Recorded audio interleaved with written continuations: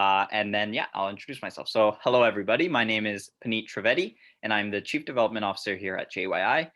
And JYI is a fully undergraduate run journal that aims to publish undergraduate research and highlight undergraduate research, and in general, just improve scientific communication and collaboration.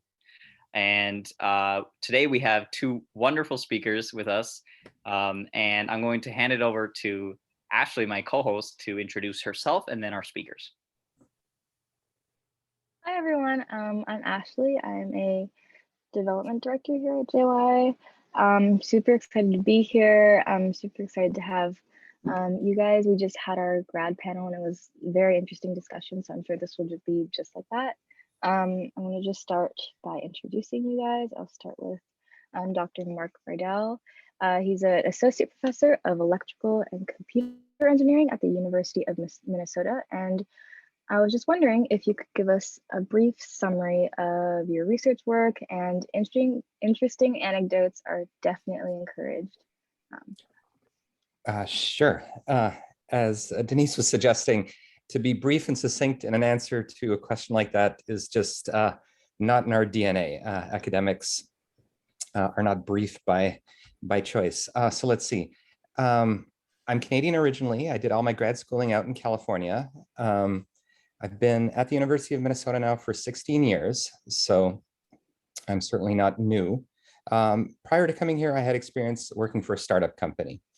But perhaps of interest to this panel, and certainly in the questions that I anticipate, the work that I do is highly interdisciplinary. My background is in computer engineering, specifically in logic design, or even more specifically, in the CAD tools for logic design. So in a sense, my background is in designing software, or considering theoretical aspects of the software design for hardware design. So software for hardware. So a very specific niche, and my PhD was on that topic. But beginning at the tail end of grad school, and now throughout most of my time as an academic at the University of Minnesota, I've done quite a bit of work in molecular computing. And so my work definitely crosses into biology and into biochemistry, and also to some extent into material science and into technology to manipulate biology, chemistry, and different types of materials. And this is not an interesting anecdote, and it's a long-winded answer to a very simple question. But it's not false modesty for me to say that I'm not an expert, nor do I have a specific background in biology and biochemistry. And yet I've worked productively, and I feel I've made contributions in that area. And I've done so by collaborating with people and by focusing on aspects of work in those fields that fit in well with the skill set that I have, and that complement the work of the people who are primarily experts in those fields. And it's counterintuitive, and I think what would be most helpful if I could talk about in this panel, the kind of the interdisciplinary aspect. Any other aspects that I should answer here? Not as of right now. A little bit later, we'll be asking you a few more questions about the different fields that you've dabbled in, so you'll get a chance to answer those later. But yeah, it's super interesting. It sounds like you've had some experience in a few different fields. That's really cool to see. Next, I wanted to introduce Dr. Denise Stockley. She completed her doctorate in the psychology of education at Simon Fraser University, and since that time has accumulated a lot of experience in promoting classroom-based and online learning. So I was wondering if you could also give us a brief summary of your research work, any anecdotes, stuff like that. Great, thank you. And interesting enough, I actually taught in computing science for 6 years, although I'm not a computing scientist. So there we go. This the exciting part, or the aspect of what I do as an educational psychologist, is at the end of the day, I study how people learn. And so whether it's in a for-profit institution or government or not-for-profit or at a post-secondary, everybody is in a learning environment. And so I have had the privilege of teaching in disciplines that I would not naturally teach in, as well as having done research in very interesting spaces and places. For those from Canada, we have what's called Tri-Council funding, which is NSERC with natural sciences and engineering, and CIHR, which is more health sciences, and SSHRC. And I've had funding from all three, but SSHRC is social sciences and humanities. So I'm one of those people who cross over. Because the crossover, really, it comes down to that I've always been open to possibility. And I think of everything as research. And so, or a project, that's where my brain always goes. So I've had the privilege of being part of really odd things with you. In fact, my first boss at Queen's, the first director I worked for, said my CV looked like a scatter plot. And if you're familiar with stats, it just looked like it's all over the place. And I had to sit back and say, well, why is that? And it's because I published in oncology journals, or I published in pure math journals, and I published in all these journals outside of education. And what he was saying is that somebody who looked at my CV wouldn't know why I'm publishing in all these really strange domains. And what it came down to is in each of the areas I'm in, I study how people learn. So in computing science, I was part of the teaching team and an NSERC create called ultra large scale software systems. I actually had to look that up in order to teach in the program, in the sense that the course I taught, I didn't need to know the intricacies of it, but I had to know what it meant.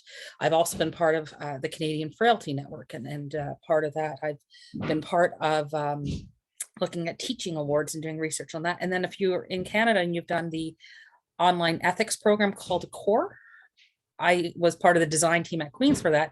And then I've spent the last 10 years studying the program evaluation and the effects of that.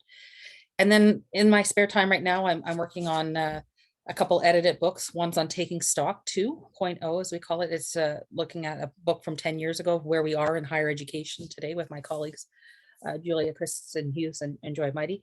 And then on the flip side, I'm also working on a goalie book, like hockey goalies, and looking at it from growth mindset and cognitive load and different things for goalies. So as I said, I span so many different areas. And when you talk about anecdotes or interesting things, fundamentally, for whatever you do, it's about having fun. And if you're not having fun, find fun within what you're doing. Because let's be honest, when you're coding thousands of data points or looking at thousands of numbers, it may not be as exciting depending on where you sit, but it's where can you find the fun? And that's where my research has always been, and is that you can always find competencies, but it's the fun that actually keeps me going every day. And I'll leave it there. Thank you guys for answering those questions. It seems like both of you guys have a lot of experience dabbling in different fields and doing unexpected things with what you're interested in. So that's really cool to see. Yeah. And Dr. Rydell, I saw you unmuted. Did you have something to add? Well, I just thought of a couple of anecdotes. I should have prepared these in advance. So I don't know how well these are going to go over. So the first one is a conversation that I was listening to. It was a retirement party for a colleague. And so he hadn't been in the department very actively in recent months or recent years. And he was talking to a good friend of his. And in the conversation, at some point he asked, so how's your lab? And the answer was, oh, grad students are struggling with this or that. And there was just general confusion. And it turns out he wasn't asking about the lab in the sense of the students and the infrastructure. He was asking about his friend's dog, the Labrador Retriever, whose name he couldn't remember. He was saying, how's your lab? And so he couldn't understand the answer. So that's one anecdote. Another one, more in a professional context. I was young. I was standing at a conference in front of a poster, and I was just getting into the field of molecular computing, so computing with chemical systems. And I have no idea who the person was, but a distinguished looking person was listening to what I was saying, and they were stroking their beard. And I was going on and on saying, yeah, we're computing on real values. We're computing real valued functions. And then it was only after a few more minutes in the conversation, it became apparent what the disconnect was. So the person listening to me was more of a biologist than a mathematician. And he didn't understand what I meant by real valued functions or real valued computation. he thought I was talking about experimental work as opposed to theoretical work. And in fact, what I was talking about was the mathematical concept of real numbers as opposed to integers or digital values. And the confusion was so great that, both people, me and the other person, eventually just were frustrated by the whole experience. And it shows how, it's both simple and complex definitions in conversation can completely derail communication. And it can happen right at the outset in a conversation, in a paper, in an abstract. It's hard to overstate the impact that can have. And so that leads me to a third quasi anecdote here that I'll give. So my sister studied she studied experimental neuroscience for her PhD. And she obtained her PhD before I completed grad school. And so she invited me to her PhD defense. And I went. And I listened. I was very impressed. And afterwards, she asked me what I thought. And I said it was very impressive. But at least internally, I had to admit that I understood nothing. And this isn't false modesty. It's not an exaggeration. Pretty much from the beginning, from when she started speaking, I just didn't understand. I didn't understand what she was talking about. I didn't understand the terms, but I didn't even understand the premise. I didn't understand if she was trying to understand a novel mechanism, if she was trying to, her area of research is she studies the embryonic development of nerve cells in chickens.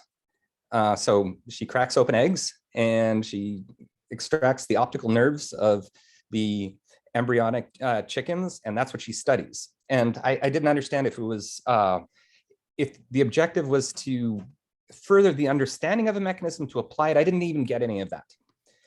And so then fast forward, but she invited me to her PhD defense. So 3-4 years later out in California, I invited my sister to come to my PhD defense, which was in computer engineering. And I guess I really wasn't thinking of this at the time, but I thought that when I prepared my presentation, I defined everything properly and the concepts were sufficiently self-evident that anybody with a technical mindset could kind of appreciate what I was explaining. And it was so intuitive. I was, in other words, I thought that it required no domain-specific knowledge to really follow what I was saying.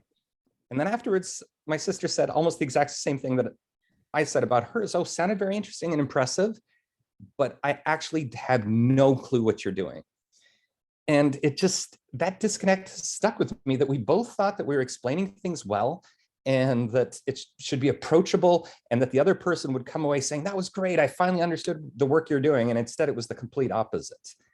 And so just based upon that, I kind of discussed this a bit more with my sister. So what didn't you understand?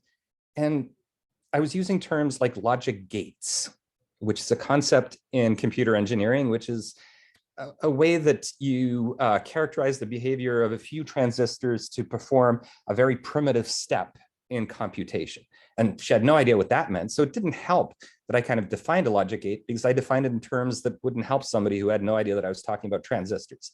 And then it went on from there. Like then the rest of the talk, of course, you're going to understand nothing. And again, the real value, if I use a term like Boolean logic, which is zeros and ones, well, that's going to throw people.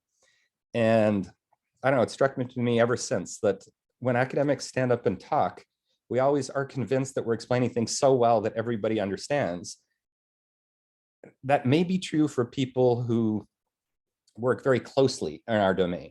Otherwise, it's probably very incomprehensible. Right. And I think something magical, I guess, if I could say that, from what you just said, is that disconnect between, so although you're very distinguished, you and your sister, in your individual fields, when you're crossing, it's as if you're, viewing it as someone without any background. And that's how it is for the majority of viewers and people that we actually want to be able to read our papers and read science and communicate it. And then maybe that can affect policies and as well as social effects. And so I think that's really important. Like, how do we make that connection so that anyone and everyone can understand the research that scientists do, so that it can actually get out there and make some change? So with that said, then we'll move on to some questions that are a little bit deeper, I guess, but they're just more individualized, basically, is a better way to say it. So I'll start with Dr. Riedel. So you've done a lot of work combining computation and biology, and we're interested in hearing what is the most interesting insight that computing has given to you in biology. Yeah. So again, it seems to be a theme of where I'm going with my comments here. The biggest difference in how somebody with a background in computing science approaches problems compared to somebody with a background in biology, in particular in experimental fields of biology, is that, and I think this is really built up through training in computer science and probably in mathematics, many branches of mathematics, more so than in any other field. Immediately, people begin to think of abstractions. And so what I mean by that is you begin to think of the concept that you're looking at and what are its core features, and how do those features generalize? And it's not that you seek to discard details, but you kind of are looking for the underlying concept, kind of the essence of the problem or idea that you have. And you often want to express that as simply as possible, because there's kind of elegance, and if you can state this in very simple terms, and it can then generalize, that's where the power comes. And the opposite of that is people who have training in experimental fields, and my experience collaborating is mostly with people who are experimental biologists, but I suspect it's true for many disciplines, perhaps people who work in the social sciences. Here I'm speculating, people who study complex systems of various types, whether it be biological or otherwise, probably also through training, develop the opposite approach, which is perfectly valid in their field, which is focus on details, collect details, organize details. And so the view then of those branches of science is there's a sea, or there's a huge collection, a kaleidoscope of details. And you never want to ignore details, because details can be very important, and your job is to somehow organize those details. And those two views, they really conflict at times. And so somebody from my background who decides and has the opportunity to collaborate with somebody in experimental science, when I'm trying to explain what I think is the important concept to build upon, I'll seek to simplify it, and I'll seek to kind of extract what's important and omit details. And then immediately, this causes consternation for somebody who has the detail-oriented approach, because they want to know why I am ignoring details. Why am I presenting a model where I deliberately approximate something as perfectly spherical when it's not? It's known to have some weird oblong shape with bumps on it. And what's the value in that? And again, I don't think either mindset is wrong. They're different, and reconciling the two is the biggest challenge for, so it's both terminology and just understanding what the other person is talking about. But then the biggest challenge is for a person with a certain theoretical computational mindset, seeking abstractions and generalization. And to put it bluntly, the biggest challenge that I've had in doing this work collaboratively is the other person will often ask, why? Why do you do this? What is it good for? And I often have a hard time answering that. That's the other cultural differences that people, especially from the computer science realm, they often want to build things just because they're cool, if they're honest. And you just want to build it because it's cool. And then you'll try to find justifications or applications to get funding, but you want to do it just because it's cool. And that's really your internal motivation. And people who have more of an experimental mindset they can't really appreciate that. They want to organize a mass of details. And if you say you want to do something because it's cool, they just fundamentally don't get that. Okay, thank you so much for that answer. And the next question is for you, Dr. Stockley. So you worked as part of the executive team that led the implementation of CBM, competency-based medical education for the University of Queen's medical education programs. Could you give a quick summary of what CMPE is and why is it needed? Sure. So competency-based medical education is something that's used not just here in Canada, but around the world. But basically what's happened in Canada is our Royal College of Physicians and Surgeons has taken more of a specialty by specialty approach. And at Queen's, what we've done is we've taken it from a system-wide level approach where all of our medical specialties transformed all at once. In fact, our big date was July 2017 for our transformation. But all competency-based medical education is the idea that in a traditional, and I say traditional because I recognize there are international people here who have different medical systems, but in Canada, what happens is for residency, which is postgrad, is that you go from block to block to block and you learn different pieces of information in a more of a time on task approach where you're in a rotation for 6 weeks or 8 weeks or 10 weeks. And competency-based medical education flips things around and says, what are the competencies a person needs in order to be able to do that job well? And in Canada, we call it enabling professional activities, EPAs. And so that's basically what it is looking at the different aspects of a specialist or a physician. And of course, it's an undergrad medical education as well. And what are the things that they need to have? And so what it's done is it's flipped around time on task to competency based. It's flipped around the assessments because the assessments are no longer checkboxes. It's actually how can I improve? So the number or level of feedback has changed. It's changed even how we use simulations, our governance structures, how a person interacts between the different groups. So that's basically what it is what are the core pieces of information a person needs to know to be successful? It sounds so easy. Of course, it took us 3 years to implement and modify, but that's basically what it is in a succinct way. Right. Yeah.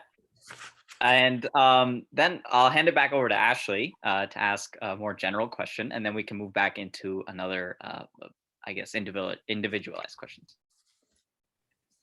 Yeah, so this is kind of a more broad question for the general public, for both of you guys to answer. So it seems as though science has become more politicized than ever before, especially with the pandemic and climate change issues. I think we've all seen it, especially in the US, I guess. It seems as though more of the public distrust science now more than before. Do you agree with these sentiments? And if so, what is the solution? And either one of you can go first. I've been talking a lot, so Denise, you go first, please. Sure. So do I agree with the sentiments? Absolutely. We have a distrust of science across the board and not just in current pandemics and things like that. And so I don't think that is I shouldn't say it's not easily solvable. We talk quite a bit about this across the networks I'm part of in Canada, this distrust of science. And one of the things that I've argued in those conversations is that what has happened is we don't talk about science as science anymore. So when you're a preschooler, like 3 to 5 years old, and you're learning about how things move and operate, we generalize it to the point where people lose sight of the fact it's science. Any cooking activity, baking, anything that is done in the kitchen is basic chemistry. It's basics maths, it's basics, all the sciences rolled into this fantastic thing. There's physics involved, gravity and all those good things. But we don't talk about it as science anymore. And so just the very act of being able to get out of bed in the morning is mechanics, you go into the fields of kinesiology and all these other things. And so part of the challenge of the distrust of science is we actually don't know what science is anymore.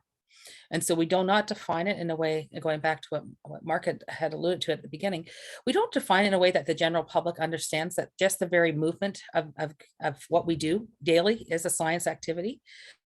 And so for me, when I think about how do we take things back, is we have to start reclaiming what science is and what it isn't. And that's because people distrust because they actually don't understand. And so if they understand something, then that mitigates that distrust, unless of course they're doing it because they just want to be cranky or cause it, be disruptive. That's a better word for it, to be disruptive, because some people know the facts and they do things to be disruptive, and that's fine because disruptions move science forward. But I think for me, the real challenge is where we got to. How do we move away from the idea of the science, even the scientific model, depending on what era you went to school, you would have had a tongue and you would have tasted something sour and you would have tasted something sweet and you would have said what part. We've lost a lot of science in the schools, but we've lost science at home. And so that's where I get concerned is how can people understand if they don't know and if they can't define it?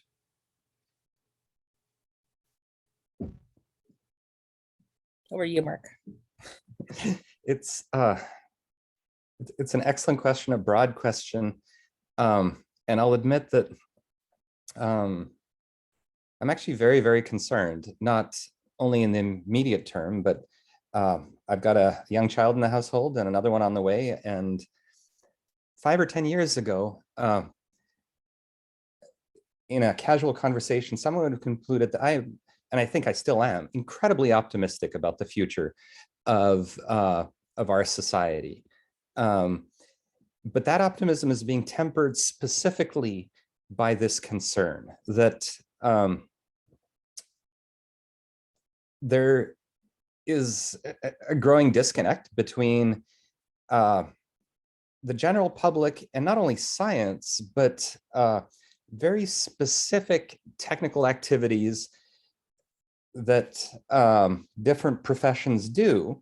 And this isn't new, it has accelerated, but in a sense, we live with 7 billion people in an incredibly specialized world where no one person really understands much of what society does. But this distrust where, and so as exactly what Denise said,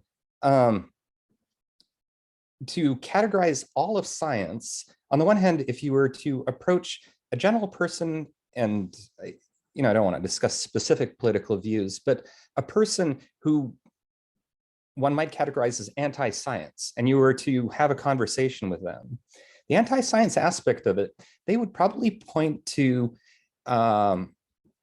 areas of academia that perform, let's say, research or studies into social science that they disagree with. And that's a very specific, narrow part of academia. And they will then conclude based upon that, that all of academia, all of universities, all of science is somehow a failed enterprise. And what's interesting is that, so in kind of casual conversations with such people, if I mention, oh, I'm a professor, that doesn't go down well right off the bat here in the US, then right off the bat, you're assumed to be liberal, you're assumed to have strongly liberal views. But then if I'm in the engineering faculty, okay, well, suddenly that's different because it's interesting that universities do engineering. We don't just do critical race theory and controversial social studies. No, there are engineering schools, there are medical schools, there are schools of pharmacology, there are schools of architecture. It's actually very, very broad in terms of the scientific and technical endeavor going on. And if you take one step outside of that, even people who hold those views, anti-science views, well, as Denise was saying, it can be everything from everyday life, but those people surely appreciate complex machinery and what it can do. This is hard engineering. That is not in any shape, there's no disconnect between physics, material science, electronics, and a John Deere tractor. And so why is this disconnect happening? Why is there a global distrust, not global, why is there a general distrust of things scientific? And with the pandemic, unfortunately, this is now spilled over into things medical, science and medical. Whereas what people actually object to is much narrower. And I'm not saying that they have just cause to be skeptical. An example, if I can just conclude the answer to this, is here in the US, there's something called the National Science Foundation. It is the main federal source of funding for everything that isn't medical research. And there are others. The Department of Defense also does a lot of direct funding of science, but the National Science Foundation funds most non-medical science and engineering research at universities. And you know, it's a large federal bureaucracy. There's a lot to criticize about it, but among certain political groups, there's a growing antagonism specifically towards the NSF. And that's being fed by, out of the billions of dollars of funding that come out of the NSF, online searches for very specific grants that have been issued that are somehow comical or dubious in their eyes. And this now is kind of moving in a direction of perhaps in a future Congress, slashing the funding for the entire exercise of federal science funding based upon that. And the community, and that includes me, is just oblivious to this. We go on and we do our, you know, our research.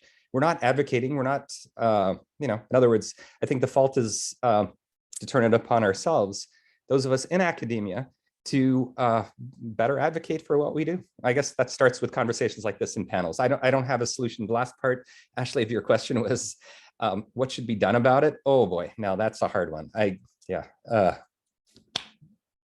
don't have anything intelligent to say on that point, but we should think about it. So if anybody else has some way that they can address, even in a very small incremental way, what can be done about it, that part of the question, I'd really like to hear that answer. And of course, I'm biased, and I will say education is the answer, and education starting right from toddlerhood all the way up to adulthood, because the more education people have, in fact, we know that when in history, education is what they suppress first. And so education changes everything.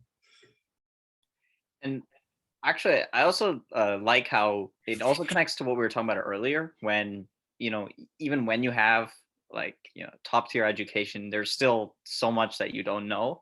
So it's important that we also make everything accessible. And like, you know, even if you're not a professional, you can understand what someone is saying, and you know, where their science is coming from. And it's, you know, you may not understand all the intricacies, but you know enough so that you don't that whole fundamental part of, you know, not understanding and then that causing the division perhaps can be eliminated. So that's pretty cool.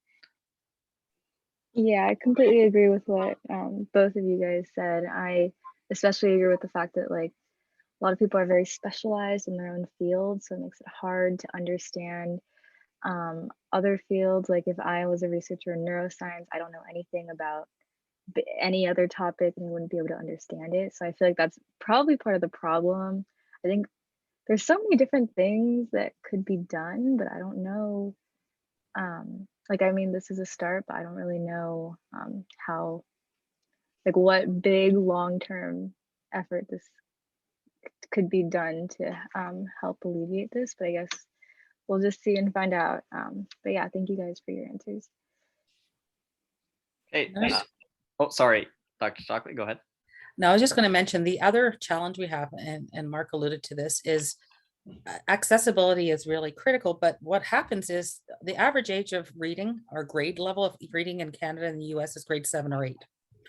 And so depending on which stats you read, 48% of Canadians are not reading at a functional level. So if we're trying to have science understood by people, and we're talking about it at a high school level, never mind a university level or post-university level, then we've actually failed the mark, because the majority of North Americans are not reading at the level that we're actually writing. And so translation and the ability to translate is critical, but also recognizing how it's being understood.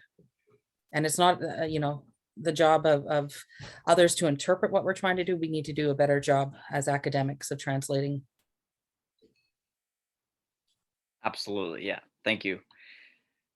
So for Dr. Riedel, this is sort of a little bit of a fun question, I guess. I mean, I know you said you're not a biologist, but do you see but since you have that expertise of you know, combining computational biology, I'm curious to ask, do you see a convergence of carbon and silicon, that is to say a merger of humans and computers through chips in the brain, like, you know, what Elon Musk is doing with Neuralink? as a real and positive possibility for the future. Maybe this could be something that fixes what we were just talking about, putting chips in everyone's brains. Yeah, well, these are great questions, but in a sense, I don't have great answers to them because these are, the great questions of our age in essence. But maybe I can begin with some anecdotes. And I know this one is going to go over well because it was more of a personal experience. So the idea of our brains and computers and either convergence or similarities between the two is surprisingly and persistently controversial. And maybe even more so among computer scientists than among the general population. Or maybe not, maybe it's just as controversial outside.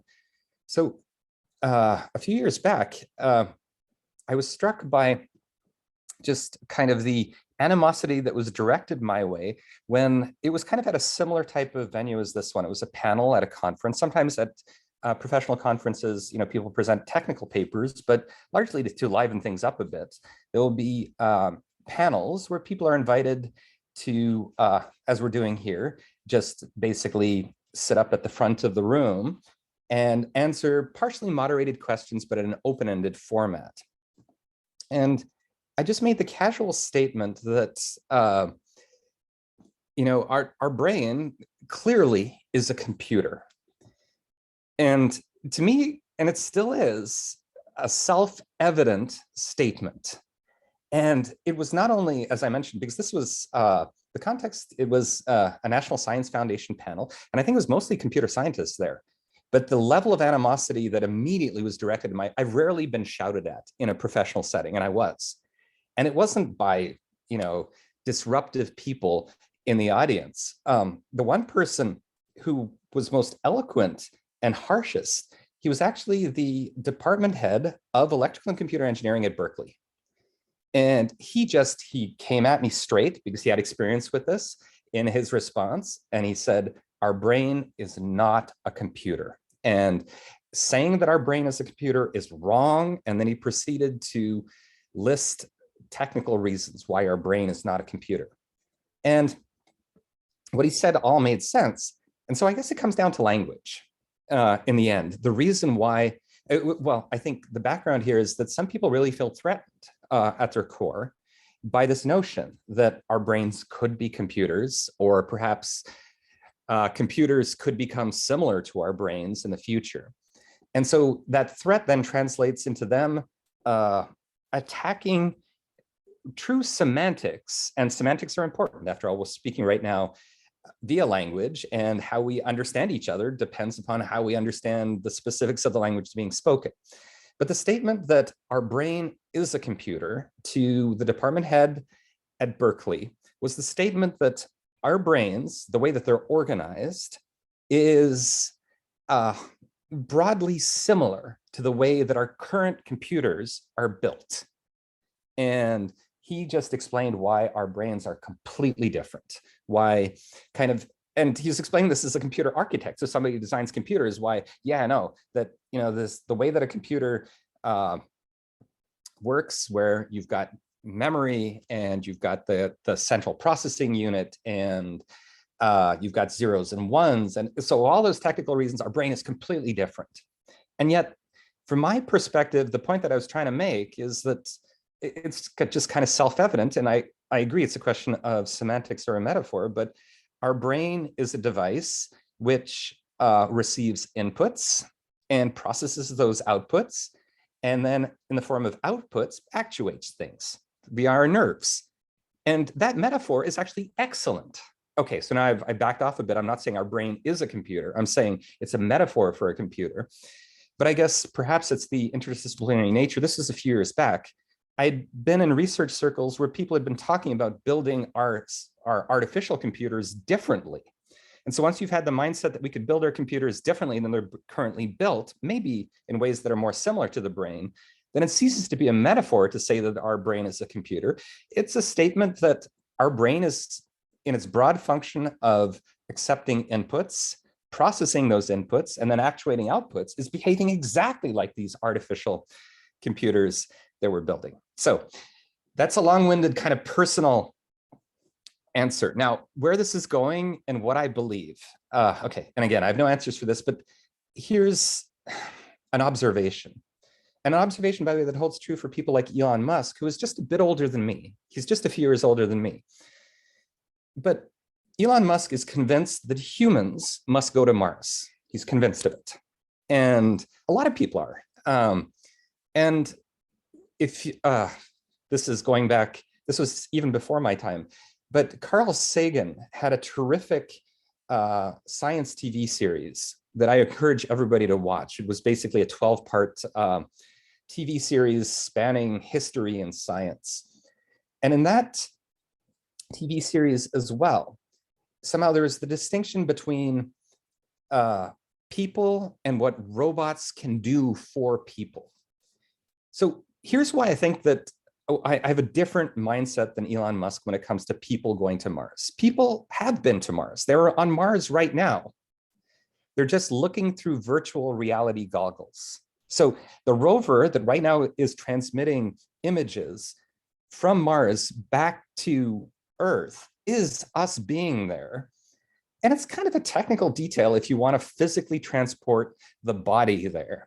And physically transporting a body there is an exercise that is probably not worthwhile because, you know, it's much harder to keep a person alive than to keep a computer functioning. So it, I think, is a mindset that it's only when, because I think from a very young age, the idea of robots as an extension of us, I've grown up with it. And I'd be really interesting to hear what much younger people, like those of you here, kind of feel about that. If you could put on virtual goggles and go somewhere, is that really different from you being there? And then to follow up on your question, kind of the distinction between whether our brains and computers will meld together. Well, in a real sense, they have, because what are all of us doing right now? Well, I'm not staring at you. I'm staring at a computer. I'm talking to a computer. I'm typing into a computer. You know, the computers and robotics and sensors have become this massive extension of who we are. Again, it's a real quibble to suggest that the big transition happens when there is a more direct implantation of electronics in our nervous tissue. And that's something that to some extent has happened, will increasingly happen. I don't see that as the big threshold, that then suddenly there's been a step function in our interaction. But I'd be really curious to see what younger people think and feel about this. First of all, are you threatened by the idea that our brain could be viewed as a computer? Are you, and be honest, because some people just are, or are you threatened by the idea that perhaps computers could do more thinking than people do on Earth? Like, how do you feel about those ideas instinctively? If I can put the questions back to the audience or to the moderators. I mean, I can answer first. And I'll just say, now that you've said it, yeah, like now that, you know, when you think about it, because you said it, yeah, it does, you do have this sort of like, brain is superior. Like, you know, we are, you know, we build the machine, right? So like in this way, although it's mimicking our brain, you know, it's different, and, you know, we're different, and likening ourselves just to this machine is depriving us of our human nature. But, you know, then you also think like, I don't know, at the end of the day, like, if you don't want to go too philosophical about it, it's like they're two different things is the way I've learned it. So like the brain does function in ways similar to the computer. And again, I'm no expert, but and then the computer, you know, right back at the brain, but then they have these individual components that are different. So like, you know, the brain is made up of nervous tissue, so like cells, and a computer just isn't. So, and maybe there's like external factors that come from this, you know, basic distinction that differentiates them fundamentally. So that's what I think. And in terms of like, you know, technology being an extension of ourselves, I absolutely agree. I mean, the phone is our fifth limb, right? So, I mean, in a way, the merger has happened, just not, as you said, with tissue. directly. And I don't know if Ashley has any comments on this. Yeah, I kind of agree. I feel like I have grown up with the whole metaphor of like the brain is like a computer. I definitely feel like the brain it's similar in terms of how it works, but I would say the brain is more complex than a computer. I guess a computer can't learn, can't adapt, can't think for itself. I guess when we get to that point, it'll catch up with the brain. But I personally see the computer as a simple version of the brain, maybe. So yeah, that's kind of what I've grown up with. I completely agree with the technology thing, especially growing up now.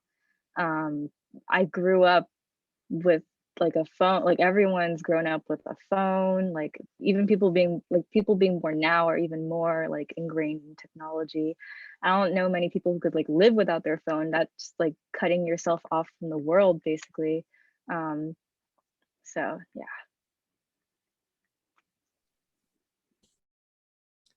Could I perhaps pose a question directly to Denise, if that's okay? Because your area of research, it's actually fascinating to be transdisciplinary and focusing on learning. I know nothing about this, but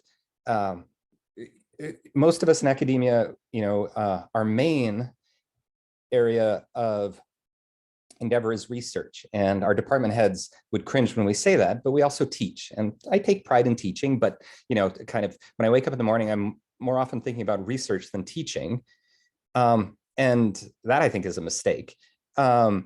But when it comes to teaching, I had no training in how to teach. I was trained in grad school how to do research, and then suddenly I became a teacher.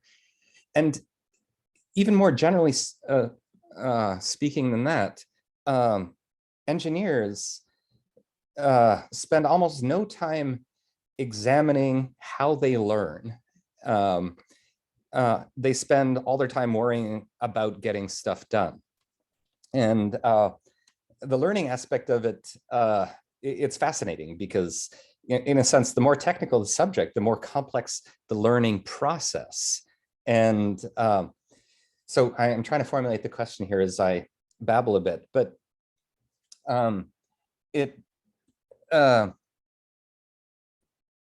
in terms of learning in specific technical disciplines. So, and again, it's self-centered, and I don't mean to kind of frame computer science as being the more intelligent of the different academic disciplines. But if you examine the history of some topics in computer science, artificial intelligence, and in particular, what's now called machine learning or neural networks, this is a topic that had its start in the 50s and 60s. And in a sense, prior to that, areas of education maybe, but certainly of philosophy, had certain views. In some cases, those views dated all the way back to the ancient Greeks that were simply wrong. And it was only when people invented computers that they discovered how wrong those views were. So in particular, there was the perception that certain tasks are easy because people learn how to do them easily. And recognizing patterns is an example of that. That was kind of, well, recognizing, I have an 18-month-old child in the household. And so learning to recognize squares and triangles and stars and hearts is very easy, it would seem. My toddler learned how to do this, just in a matter of weeks. And so philosophers, when it came to kind of categorizing and dissecting and analyzing learning, assumed up until the 1950s or the 1960s that somehow recognizing patterns was an easy task, whereas perhaps reasoning about philosophy or doing higher level mathematics was hard. But then people built computers, and very simple computers at first, but then increasingly capable computers. And what they discovered was that trying to program a computer to recognize basic shapes is hard. It is so hard. And it took decades, really, and it took powerful computers before the ability to recognize such shapes came close to the ability that a toddler has by age 2, 3, or 4. The other was language, of course, that I don't know if philosophers or educators really appreciated how hard it is to learn language until computer scientists faced the task of programming computers to understand language, and then they understood exactly how hard language is. So if I can put a very general question at you, Denise, in the field of education, kind of when you study how people learn, how do you distinguish between, or do you distinguish, if the task is to understand how well people learn, then you can just study people and study how well they learn. But can you separate out that from, how inherently difficult a task is? And does it make sense to measure the inherent difficulty and have a computer scientist try to say, yeah, that's really hard because I don't know how to do it? And I guess that comes back to the initial question, is the brain versus the computer. It shows that our brains are more powerful than computers and are very good at certain tasks because those tasks appear easy for people. So that's a very big question. And, computers, of course, are programmed by people. And of course, some are able to learn and things like that. But at the end of the day, computers are limited by what we can do rather than the other way around. But in education, so as when you're talking about the field and where I go into different domains and everything else, basically, in education, like in other fields, we have lots of different education theories. So when you're describing before how, the idea of the brain and the computer, there's a nice education theory called information processing, which talks about how the brain receives inputs and outputs and how it processes and stores things. And then we have, theories like behavioralism, going back to Skinner and the rat, Pavlov, you salivate, for those in Canada with the bare naked lady songs and things. But the idea is that there are different theories. And so the one that we use, or I use more, is about situated cognition or constructivism. Is about how we are agents in our own learning and how we are influenced by the context and people around us and things like that. So it's I don't go into any situation assuming that I understand how somebody learns in the situation. And that's probably why I play nicely in the sandbox with others, because at the end of the day, the first question I want to know from somebody is what does an ideal graduate of your program look like? Or what does an ideal employee look like? Or what is an ideal? So how would you know they're successful? And then we break it down to say, how do we get there? And so that's the idea, is that there's not a one size fits all. And so if you look at any of the research I've done in the past, you wouldn't say, oh, that's the Stockley model, because the Stockley model gets deconstructed every time it's I work with different people, because what's complex for one person isn't complex for another. You're talking about computers. When I learned to do statistics, I had to do a t-test using a piece of paper, and I was in Wales, so it was a A4 piece of paper, and it took 4 pages of computations to get to a t-test that I can now do on my phone. And my students can do it without actually knowing what a t-test is for and why you would do it. So it's a very different thing. You would never do a 4-page formula if you didn't know why you're doing it. And so the idea is that technology has saved us a lot of time and effort and energy from doing it from that. And so the challenge is that what's complex for one isn't complex for the other. And I was mentioning earlier in our panel that, people across the board on average is grade 7 to 8 reading level. And so even reading is a complex activity. It's very hard to teach somebody to read. I actually, in my doctorate, didn't have any teaching background or experience. So that's, one of the misnomers is that in education, you actually learn how to teach, because you don't. Having said that, I did have a Bachelor of Education or a teacher's college, and I learned how to teach in that, and then it's been great. But a lot of people don't recognize that teaching itself is a skill, and that there are a lot of different activities and things to learn, and that there's actually a science behind it. And there's a science of, how much learning bites and different things should be included and things like that. But that again goes back to understanding what science is. And so people don't assume that teaching is a science, because it's just something I have to do, in the morning. And let's be honest, we all have different things that get us going.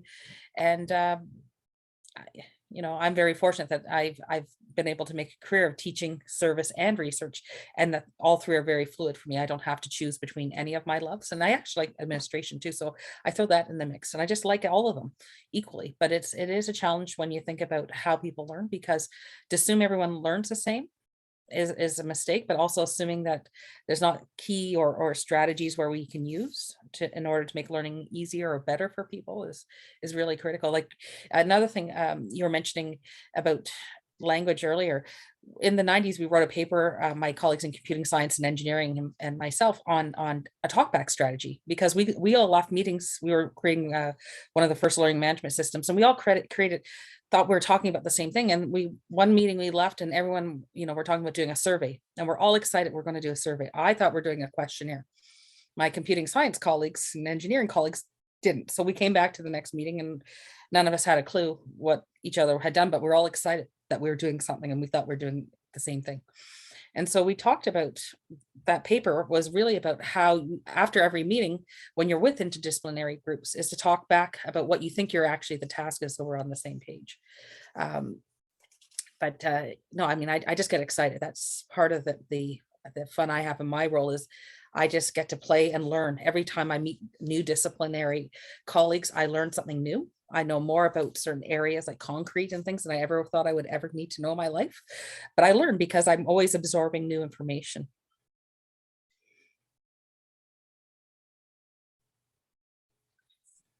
Okay, great. Thank you for that. And so we're just coming to 3:30 now. And I wanted to ask if you guys don't mind, because I know we were going to move on to one of your individual questions, Dr. Stockley.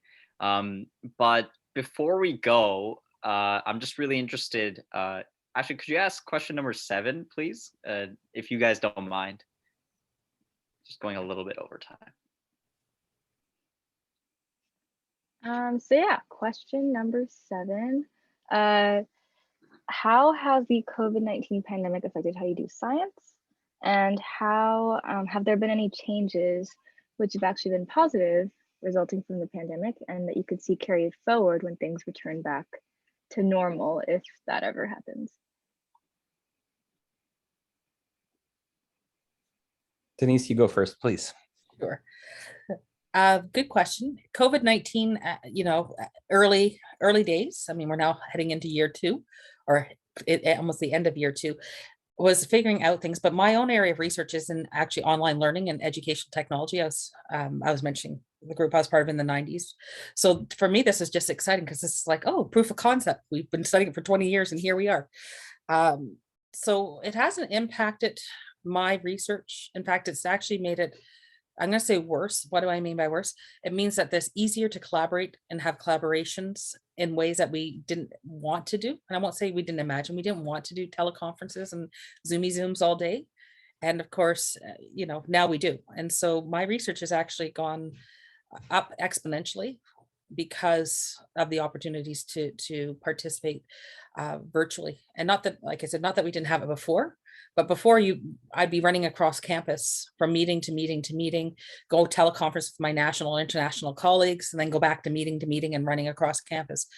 I don't have to do that sort of downtime, which is probably a bad thing, but it's a really integrated thing. So it to me, it's not, I'm not saying COVID has been positive, but from a research point of view or research outputs, it's been fantastic. I have research assistants working for me from 3 different universities at this point in time, which I wouldn't have had before either. So usually I have them all at my own institution, and now I just, it's like, oh, I like how you think. And that's basically, as Ed's like, that's how I work with people. I like how people think and how they process information, and then I want to bring them in. And so COVID has been very positive for that. Downside is I'm working from home. I had no internet connectivity as in my own house itself for several months, and couldn't figure it out because of where I live. And there's a lot of downsides for women with children and things like that you can't account for and you can't take back.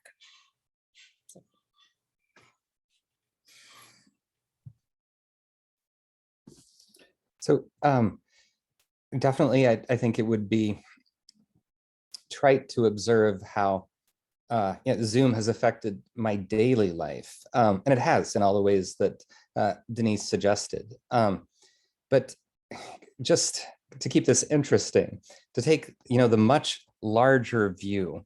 And it's interesting, during a period of pandemic, it's exactly the time when many of us might be thinking, oh, well, how will we remember this particular time? How will future historians, how will we all remember this 5, 10, 30, or 50 years from now? And in a sense, the kind of decentralization of white collar work is real, but I don't think that that's even going to register as, a specific shift that happened, even though it clearly did. About a year and a half ago, suddenly people learned how to be productive via meetings and collaborations almost instantaneously. What is remarkable is that they did. So all the way down to kind of the middle school level, middle school teachers, we have neighbors who, a few of them who are middle school teachers. One of them is a high school principal. And it was an incredible period of chaos when it's just, we're shutting down the schools tomorrow, and you have 10 days to figure out how to do this remotely. And people did. So that's an incredible accomplishment. So it's not there was a transition in technology, but if there is urgency, it shows how, in a technical sense, people can adapt.